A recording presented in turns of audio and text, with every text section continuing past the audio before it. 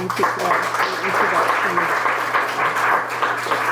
Thank you for the invitation to be here. I do care deeply about nurturing multidisciplinary research, and that's why I often find myself talking to people who are in disciplines somewhat removed from my own. So this is my plan. First, I'm going to talk some about what purpose in life means. It's a part of a eudaimonic model of well-being that I developed some years ago. I'm going to just briefly note what we've learned about how purpose in life changes with aging from some longitudinal studies, and then I'm going to focus primarily on what we've learned about purpose in life and how it matters for health using multiple studies. And these are all the topics that I will be swishing through in that section of the paper. And then I'm going to end with a discussion of two suggestions for future research directions that are somewhat controversial. And I'm going to pay attention to the clock in the back of the room so that I finish in time for some questions and discussion. So when I started in graduate school, I was trained as a lifespan developmental psychologist with an emphasis in social gerontology, and at that time, successful aging was a popular topic of research, and most people studying successful aging were asking questions about life satisfaction or happiness. And if you asked, well, why those questions, there was really no specific answer. There was no conceptual foundation, no theoretical foundation. But even as an undergraduate, I had found myself being very drawn to learning about developmental psychology across the life course, clinical psychology focused on positive functioning, and in particular on existential and humanistic psychology. And at the bottom of this graph, you see a lot of the things I was reading. And those things were having no impact on empirical science because nobody had translated any of those ideas into credible empirical assessment approaches. So I came up with this model of well-being that has 6 components in it. They represent the points of convergence in these prior formulations. And my task was to develop some structured self-report assessment scales for going after these various components. I don't have time to elaborate on the meaning of each of these, but they're fairly self-descriptive. Environmental mastery is feeling that you can manage the world around you. Positive relationships is straightforward. Autonomy is a kind of Western aspect of well-being, having to do with marching to your own drummer. Personal growth comes very close to Aristotle's writings about eudaimonia that I'll say something about in a second. Self-acceptance is like self-esteem, but it's actually deeper and richer because it involves having an awareness not only of your strengths, but also your limitations. And purpose in life. Purpose in life, as it turns out, and I could not have predicted this in advance, purpose in life has been the dimension around which an enormous amount of empirical research has now been generated. So purpose in life, for those of you who don't know the history of it, the first person to think seriously about the life-saving features of purpose in life was Viktor Frankl, the psychiatrist who spent 3 years of his life in a Nazi concentration camp. And his book is about the insights he made while he was living that horrible period of his life. He realized he could not control what was happening to himself, but he could choose his response to it. And he chose to find meaning and purpose in it. And that involved drawing a lot on his past life, but also imagining himself in the future. He realized his future vision. He went on to develop a form of logotherapy, which is about dealing with adversity by finding meaning and purpose in it. I came to Aristotle's Nicomachean Ethics somewhat later. It's an incredible read in which he starts out with this pretty big question: what is the highest of all human goods? And his response was that it is eudaimonia. That's where we get the word, which he defined as activity of the soul in accord with virtue. And then he elaborated what is the highest of all human virtues. And for Aristotle, that was a kind of personal excellence. It's about achieving the best that is within us. And it's very interesting that the ancient Greeks at the time were also writing about hedonia, pleasure, happiness, contentment. And those two themes, eudaimonia and hedonia, have become very prominent ways of organizing contemporary research on psychological well-being. To my amazement, these measures of well-being that I developed have really taken hold. They've been translated into more than 30 different languages, with more than 500 publications generated. This was all kind of a surprise to me, but I took the time to actually look at much of what had been generated, and this just gives you a flavor of some of the key topics that are represented in that literature. Many have focused on the psychometric properties of the scales, on how eudaimonic well-being changes with adult development and aging, what the personality correlates of it are. Of great satisfaction to me is the fact that many people have linked these components of well-being to what's going on in work and family life. And then you'll see from my work, I'm very interested in how these components of well-being matter for health and biomarkers. The last part of this review also reviews current intervention and clinical studies. There are a lot of them now interested in promoting eudaimonic well-being. This is a brochure from the Midas study, and I use it just to make a few key points about the study for those of you who don't know about it. It was created in 1995, originally funded by the MacArthur Foundation. And the sample included over 7,000 Americans aged 25 to 74, including a national sample of twins. And one of the key things in the Midas study was the focus on positive health and resilience, which we emphasized by bringing to the study many positive psychosocial factors. This is just a sketch of some of the content of Midas. So clearly sociodemographic factors are important. We are assessing life challenges, health behaviors, and the novelty for population research in the baseline study was the depth and breadth of the psychological and social factors we brought to a population level study.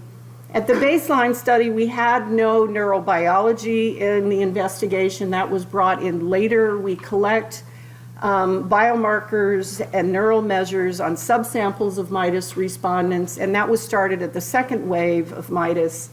9 to 10 years later, we have now just completed the third wave of the core sample. Along the way, we augmented it with an oversample of African Americans from Milwaukee. And we have also recently refreshed the Midas sample with a new cohort of adults, again, aged 25 to 74, measured 15 some years later after the baseline study. And a key focus in the refresher sample is on studying the impact of the economic recession on the lives of Americans. We have over 30,000 unique users of the Midas data. It has attracted enormous engagement from the scientific community. This is just the number of publications.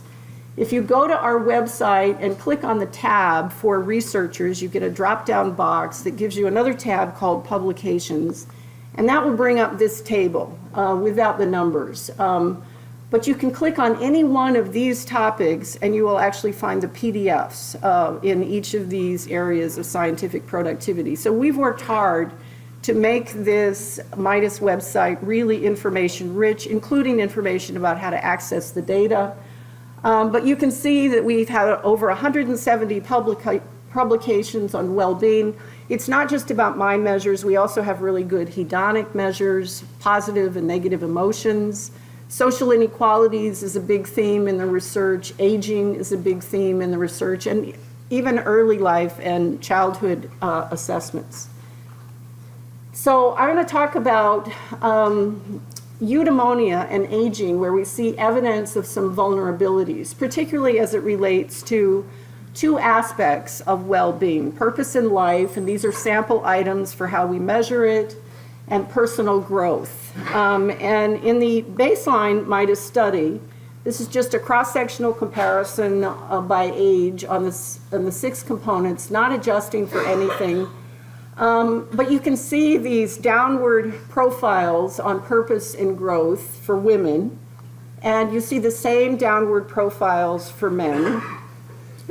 Subsequent longitudinal research, this is just showing you a graphic where we organize the time 1 and time 2 assessments on purpose in life by the different age groups in the study. And you can see the greatest decline is happening among older adults. And I listed this publication at the bottom, which is a kind of integrative review of what's happening with these components of well-being longitudinally, using data from the National Survey of Families and Households, MIDAS, and the Wisconsin Longitudinal Study. We also see a decline, interestingly enough, in personal growth and purpose in life, the greatest decline happening for the youngest and the oldest members of the sample. So an important question is, what's that about? Why do we see that decline in those existential, eudaimonic, I would say personal growth comes closest to Aristotle's ideas of eudaimonia.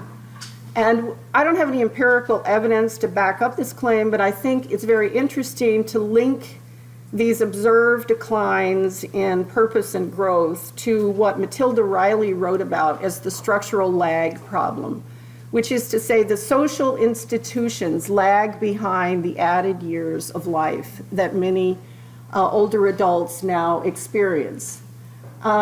But this is where the science starts to get really interesting because there's so much within age group variability in aging. So some older people do not fit that profile. They are above the mean, and among those who are above the mean, particularly on purpose in life, we see numerous health benefits.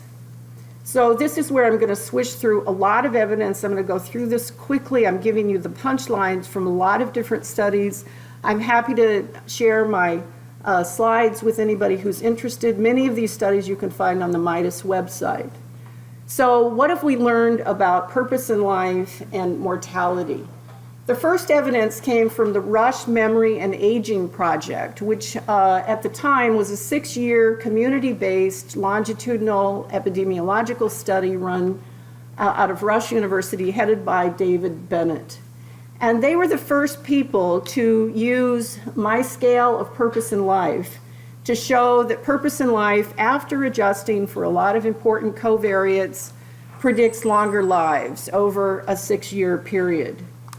Subsequently, other people from MIDAS also showed that purpose in life over our longitudinal assessments predict reduced risk of mortality across time as well. And then, interestingly enough, in 2016, there was a meta-analysis conducted, 10 prospective studies involving over 136,000 people, showing that higher purpose in life is associated with reduced risk of all-cause mortality and also reduced risk of cardiovascular events after adjusting for a lot of covariates. As Sophie mentioned in my introduction, I've been involved in a lot of research in Japan. And in Japan, there's something called ikigai, which is translated as what makes life worth living. And that's part of what's represented in some of this cross-national research where they use the concept of ikigai in epidemiological research in Japan to look at mortality outcomes. So in the Rush Memory and Aging Project, that's where we first started to see people using purpose in life to go to actual disease endpoints, like risk for Alzheimer's disease and mild cognitive impairment. And so this was a publication showing reduced risk of Alzheimer's disease, that's what's in the graph here, over the 6 years of the study, depending on whether you're high or low in purpose in life. And then this is so interesting. The Rush Memory and Aging study took guidance from the Nun study. And so they have people donate their brains at the end of this research so that they can do post-mortem analyses of degree of organic pathology in the brain. And so there are two graphics here. On the x-axis, you have in the top one a kind of overall organic pathology assessment. The vertical axis is how well were they functioning when they were still alive. And the lower graphic is neurofibrillary tangles. So when you get out to the high end of people who have a lot of organic pathology in the brain, you see this notable difference in how well they were functioning while they were still alive cognitively as a function of their reported levels of purpose in life. So these are findings that call out for further explanation, likely invoking possible compensatory processes in the brain. But the important thing is actually showing that these connections exist, that you can be walking around with high levels of organic pathology in the brain, and it's not going to be fully deterministic of whether or not you're going to show cognitive impairment or Alzheimer's. From the health and retirement study that many of you may know about, big longitudinal aging study in the US, there were 3 publications generated by Eric Kim while he was a graduate student at the University of Michigan, a real go-getter. And this is all prospective research. He showed that purpose in life subsequently predicted, after adjusting for a lot of covariates, reduced risk of myocardial infarction among adults with coronary heart disease, reduced risk of stroke, and importantly, purpose in life also predicted greater use of preventive health behaviors, like cholesterol tests and cancer screenings. We are doing a lot of work in MIDAS, linking these subjective psychosocial things to biomarkers. This is a study showing that purpose in life over time subsequently predicted lower levels of allostatic load, a summary index of many components of biological risk. Interestingly enough, purpose in life, hedonia and eudaimonia together, not just purpose in life, but hedonia and eudaimonia have been brought into the literature on gene expression. This is work being done by Steve Cole and Barbara Fredrickson. They study something called the conserved transcriptional response to adversity, which is about gene expression that relates to inflammatory processes. And in most stress research, we find that stress contributes to upregulation, higher levels of inflammatory markers and lower levels of antibody genes. This initial study, published in the PNAS, and it got a lot of flack and a lot of criticism, showed that higher hedonia was linked with upregulation of pro-inflammatory genes and downregulation of antibody synthesis genes. Higher eudaimonia predicted exactly the opposite pattern, which would be the healthy pattern. So these were controversial findings. People didn't believe them. They've subsequently been replicated twice. I've been interested in studying purpose in life as a buffer, a protective factor, a moderating variable in various analyses. And this is using MIDAS data to study the problem of comorbidity, which is to say, if you live long enough, you are, by normal aging standards, going to be dealing with chronic conditions of different varieties. And inflammatory processes may lead you into some of those chronic conditions, but once you have those chronic conditions, it fuels still further inflammatory processes. So this was a study with Elliot Friedman in which we looked at the components of eudaimonic well-being as protective buffers against the link between higher levels of comorbidity and elevated inflammatory markers. So in the top part of this graphic, we see profiles on interleukin-6 as a function of number of chronic conditions on the x-axis, and in the graph we show low or high levels of positive relations with others and purpose in life, The lighter line represents higher levels of those components, one standard deviation above the mean, where you don't see the elevation in the inflammatory marker among those who have higher levels of these two components of well-being. And then the bottom graphics show a similar pattern for C-reactive protein. Again, moderated by positive relations with others, purpose in life, and positive affect. We know, those of us who study aging and teach our students about aging and what they have to look forward to when they move into their 60s and 70s and 80s, that sleep disruptions are a common part of normal aging. Oh, sorry, I'm one slide ahead of myself. This is aging brings loss of social roles. Big thing studied in social gerontology, it was called the disengagement theory some years ago. The loss of social roles can compromise well-being, as you might imagine, but older adults who volunteer, that's an example of a behavioral engagement that can actually help protect against this decline in purposeful life engagement in the later years. This is the one about sleep. Aging brings increased risk for poor sleep. This is not MIDAS, it's another longitudinal study we had at Wisconsin.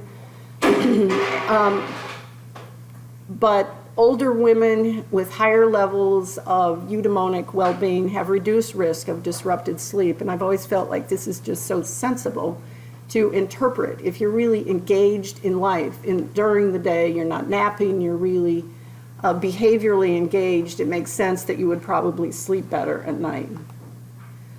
So I don't have a lot of time to go into what we're doing in inequality in MIDAS. I just gave a detailed talk about the inequality findings at Columbia a couple weeks ago, but there's a lot of really great research coming out of MIDAS on inequality, and some of it looks at the role of eudaimonic well-being as a protective resource in the face of inequality.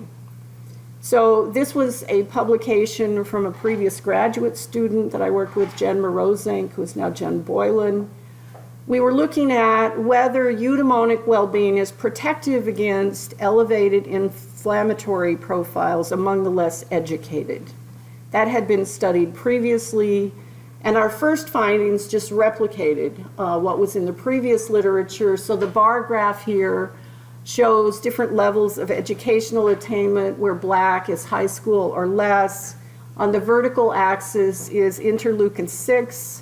And so what you see is that those with the lowest levels of educational attainment have the highest levels of interleukin-6. That had been documented before. Interleukin-6 is a pretty amazing inflammatory marker because it is involved in so many disease endpoints. But what we looked at was the degree to which eudaimonic well-being moderates or buffers against elevated levels of interleukin-6 among the less educated. So if you look in the corner here, this is purpose in life, just carrying on with this theme. The dark line is for those who have high school education or less, and you can see at low levels of purpose in life, you get the same elevation in interleukin-6 that is diminished when you look at that same educational group, but among those who have high purpose in life. I don't have time to go into this in much detail, but I just think it's really important to mention, and it's really interesting. So we have great measures of anger in MIDAS.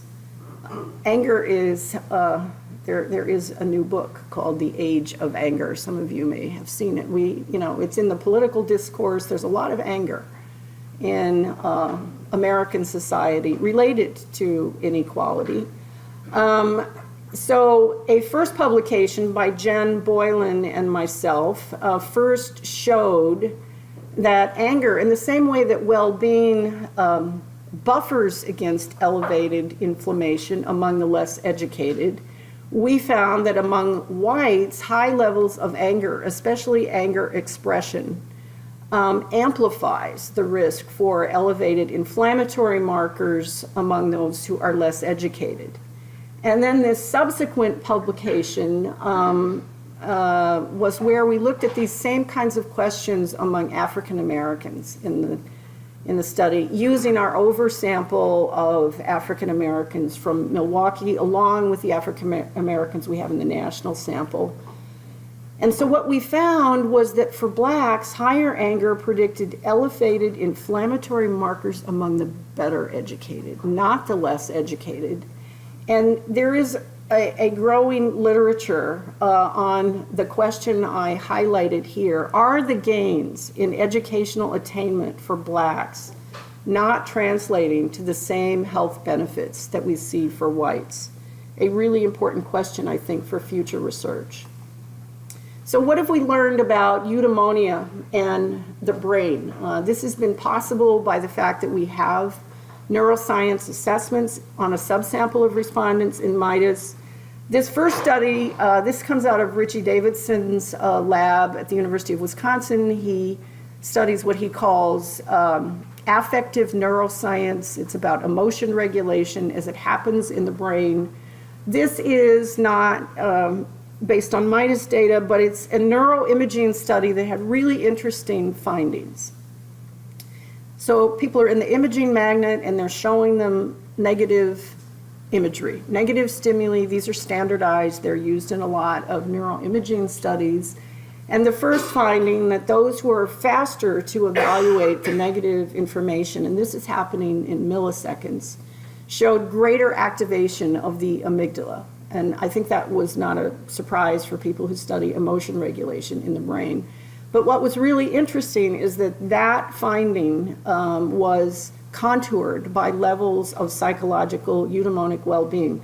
So that people who had higher levels of eudaimonic well-being, and here we're using the overall composite on all 6 measures, were slower to evaluate the negative information. They showed lower amygdala activation and increased activation of the anterior cingulate cortex, which the researchers interpreted this way.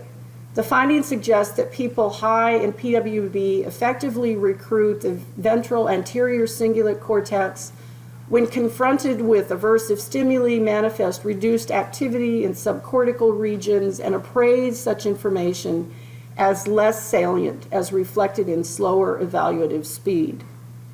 In MIDAS, we have published findings showing that higher purpose in life is linked with better emotion regulation, which is actually measured with the eye blink response. Smaller eye blink reflex is linked to these other neural measures of emotion regulation. So after negative provocation, we find that people with higher purpose in life, this is about looking at both reactivity and recovery to the reactivity. They show better emotion regulation. And then this study went back to the neuroimaging questions and looked at what's going on in reward circuitry in the brain when you show people positive stimuli while they're in the neuroimaging magnet. And the first finding was that if you show sustained engagement of the ventral striatum, which represents a part of the brain that's involved in reward circuitry, so people who show sustained activation of the ventral striatum when they're looking at positive stimuli are the same people who are reporting higher levels of eudaimonic well-being. In addition, those same people who show sustained activation of the ventral striatum in response to positive stimuli, importantly, show reduced cortisol output over the course of the day, measured 4 times a day over the course of 4 days. And what we have here is both an area under the curve analysis as well as levels of cortisol across 4 time points in the day, depending on whether one is in the top or the bottom quartile of ventral striatum activation, sustained activation. Okay, so this gets me, I'm on time here. We need some time for this last part because this is where I go out on a limb. 30 years ago, when I got started studying well-being, it was not a well-developed area. This was well before Martin Seligman announced he was leading the positive psychology movement. It was not a well-worked scientific domain. When I first contacted NIMH saying I wanted to study psychological well-being, they said, well, we don't fund that kind of thing. And I didn't say, but I wanted to say, well, then why do you call yourselves the National Institute of Mental Health? You're actually the National Institute of Mental Illness. But that has changed dramatically over time so that well-being has become a tractable empirical study. You have a center for well-being here. So the reason I mention that is because I'm a believer in going after topics that are not well-worked territory if I think they're really important. And one such topic that I think is really important is what is out there among the pernicious forces that undermine the eudaimonia and health of many people, not only in American society but around the world. I think it's greed at the top. We need to study this empirically. It shouldn't just be my polemic. But in thinking about research on greed, I want to note the highly cited and really important article by Lincoln Phelan in 1995, formulating the fundamental causes of inequality. And in that article, they argued that we should not be so concerned about more proximal influences that have to do with, health behaviors and diet and maybe stress exposures. We should actually pay attention to social structural factors. Not surprisingly, he's a sociologist, that's the field that he comes from. And I think that's really important, although I once described that paper to him as an example of disciplinary chauvinism, in the sense that I think all of what we study is actually really important, and it's all part of integrated pathways to health. But he was basically saying we're spending too much time on individual factors, and we should be looking at social structural factors if we really want to understand the root causes of inequality. And what I am suggesting, but it needs to be studied empirically, is that I think there's a root cause of those fundamental causes that they wrote about. And I think that root cause is greed.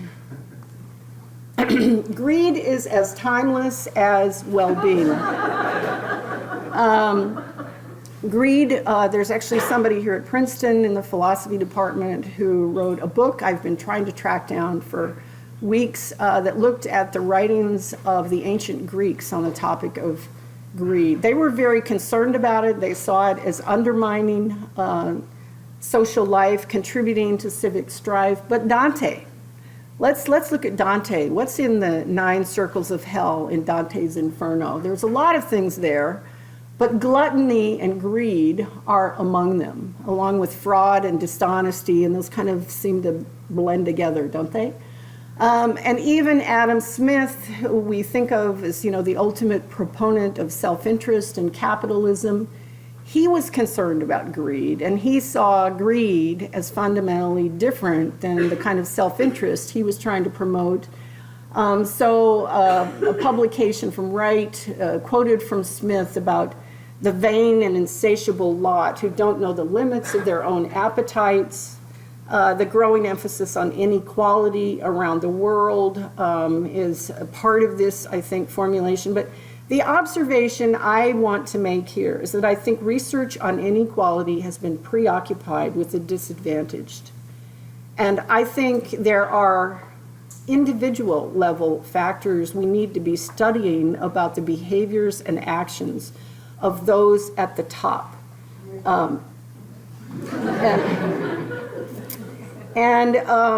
To push myself to try to articulate these ideas, I'm happy to send this paper to anybody who's interested. It's a recent review I completed for the International Review of Economics, coming from a conference I participated in Lugano, Switzerland a couple years ago. And so most of my paper is about summarizing what have we learned about well-being and inequality and health from Midas. But in the last part of the article, I really go after greed as an important topic for future research and summarize some of the literature that's out there. Like, what motivates greed? There are even psychoanalytic studies about what motivates the selfish worship of money. In social psychology, people have studied the dark side of the American dream and how it relates to well-being. The dark side of the American dream is about being motivated for extrinsic rather than intrinsic rewards in life. And then there are people, Paul Piff from UC Berkeley published a number of really great studies, some in the PNAS, looking at sometimes the correlates of upper class status, but sometimes using experimental strategies, who's most likely to engage in unethical behavior as a function of their class status background. So these are some of the things that we see wrapped up in that literature: a sense of entitlement, narcissism, and unethical behavior. I say we need to actually be asking the question, does greed among privileged elites undermine the health and well-being of those below them in status hierarchies? Those things can be studied in the workplace, and they are. There are publications on what are values-based organizations that focus on more than just profit. Corporate social responsibility is a growing area of research, although some people tell me that's just window dressing to make corporations look like they're doing this good stuff. But at the deeper level, this is a return to Aristotle. This is about the need for renewal of ethics in civil society. Okay, one other needed future direction, because that one's kind of sour. It's a harangue, but I think it's a needed harangue. At the same time, I have become very interested in the role of the arts and humanities as forces that promote human betterment, including among the disadvantaged. This also points to future research that we need to be pursuing. And by way of background for this area, I would just say Midas is incredible for the scope of the scientific disciplines that it integrates. Psychosocial factors, sociodemographic factors, neurobiological factors, but here's what we leave out in Midas. We know all kinds of things about people's daily and chronic stress, about their feelings, about all kinds of things in work and family life. We don't know anything about their encounters with the arts. And I'm not just talking high culture here. The arts exist in sort of all levels of society. We don't know anything about these things, but there is a growing interest.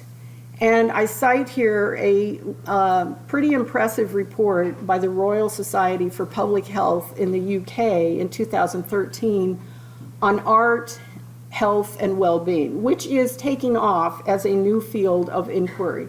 So in the far corner there, you see a new book on what's called Health Humanities.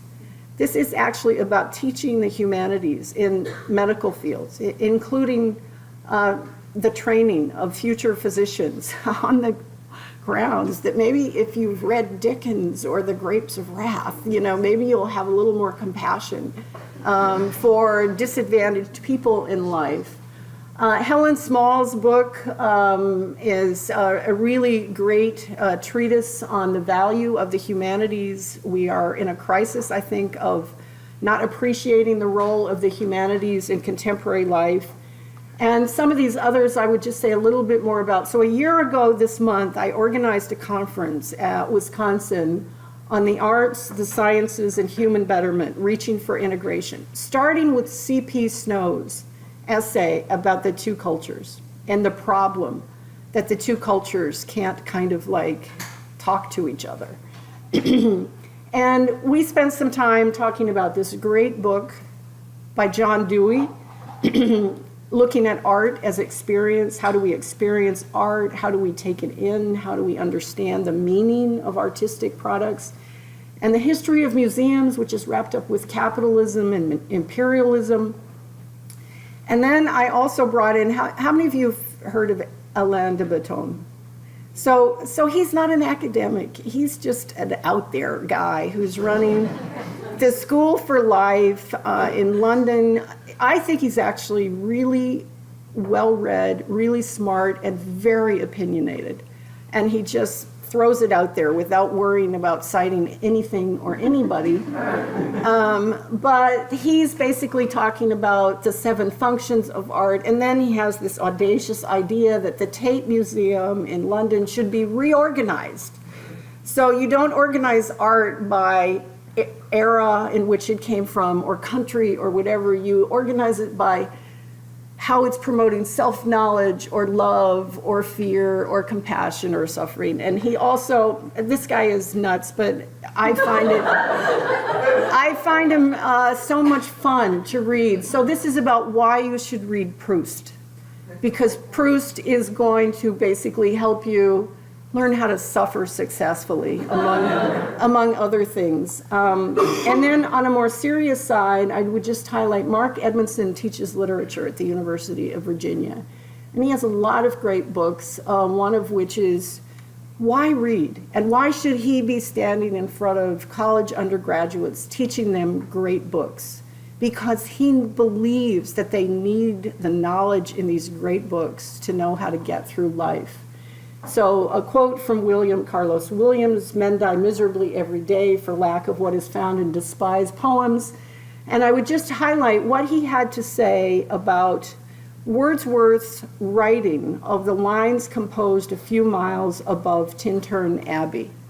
This was at a point in Wordsworth's life in which he was living in a din-filled city among unfeeling people, the Industrial Revolution and all of that, had a dull ache in his spirit, and the poem was about a return to this beautiful place in nature from his youth. And then Mark Edmondson says, Wordsworth enjoys us to feel that the answers to our despondency lie somewhere within our reach. We are creatures who have the capacity to make ourselves sick, but we also have the power to heal ourselves. And I would just note here, I don't know how many of you have read John Stuart Mill's autobiography. It was one of the greatest books I ever read because it's so honest. And he's so smart and so insightful. And he has an incredible chapter in it called The Crisis in My Mental History, in which he realizes, having grown up in utilitarian philosophy, where it's all about promoting the greatest amount of happiness for the greatest number of people, and you know, his father is teaching him all of these incredible things from age 3 on, Latin, Greek, mathematics, but there's no role for emotion in any of it, And what he realized is that he did not have that thing called happiness that the utilitarian philosophers were so concerned with. He was basically depressed. And the way out of his depression was actually by reading Wordsworth, a number of other poets, and falling in love.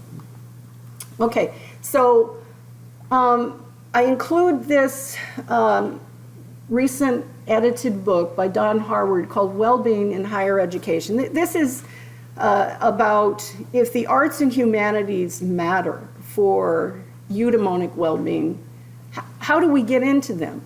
How do we have our sensibilities cultivated for those things so that we can actually see them and take them in?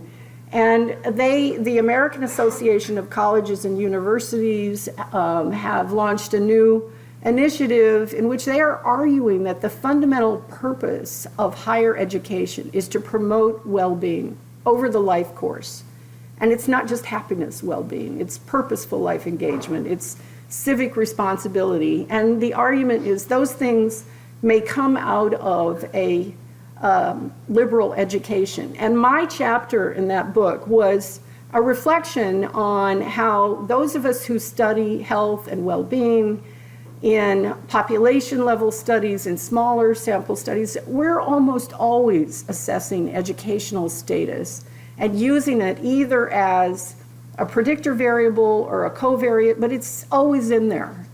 But we don't know much of anything other than years of education. We don't know what people's education has been about. And I think that's a really important direction for future research. So I'm at the end. So my summary messages are, I think, eudaimonic well-being, especially purpose in life, matters for health. And I went through all of these different examples. And then in terms of future research, I think greed at the top needs to be studied as a possible root cause of inequalities in well-being and health. And no, I don't have all of it figured out how we're going to do that. But that doesn't bother me because I have an intellectual history of taking on things that are not totally clear at the beginning. And I also think we have enormous opportunity to study the arts as ingredients that nourish meaningful and fulfilling lives. And next week I'm speaking at the American Alliance of Museums meeting because there's a new thing called evidence-based curating, which is that people, especially in Denmark, which is a very enlightened country that puts a lot of money into museums of different varieties, but they want an evidential basis that these museums are accomplishing something worthwhile. And so they are open to collaborating with researchers who could help them think about how do you assess the effects of a walk through a museum. To my mind, one of the most important behavioral indicators is whether people come back. That's a place where you want to see a big profile of recidivism.